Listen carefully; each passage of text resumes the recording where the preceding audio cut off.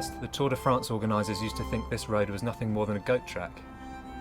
They could see it from the motorway and the valley road that connects the Col du Galibier and the Col de la Madeleine. They probably thought, well, that looks fantastic, but how on earth are we going to get the world's biggest bike race up there? Well, they've done it. In 2015, for the very first time, the Tour de France will head up the Lacets de Montvernier. 3.4 kilometres and 18 hairpin bends. The climb speaks for itself. When the aerial shots came on the big screen at Paris's Palais des Congrès for the Tour's route presentation last October, the entire room of riders, dignitaries, VIPs and journalists burst into a spontaneous round of applause. It is a total showstopper.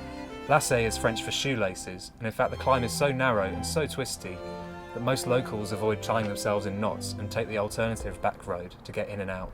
To get the Tour up here, they've had to impose some special conditions. There will be no publicity caravan, no photographers, except for those on motorbikes, and no VIP cars.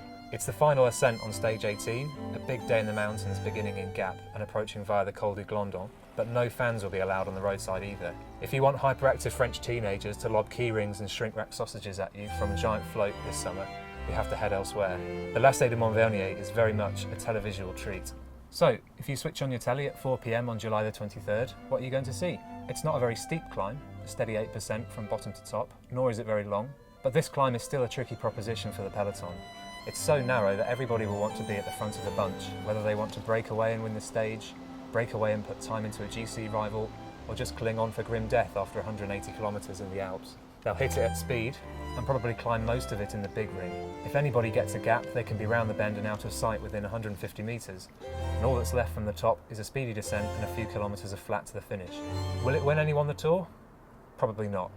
Could it throw a spanner in the works? Absolutely. It was never going to be a new Alpe d'Huez. It's only ranked a second category climb, and there'll be no boozy Dutch corner for starters. But the 18 hairpins of the Lacets de Montvernier will be the Tour de France at its aesthetic best. And even after 101 editions, the Tour has found a new icon.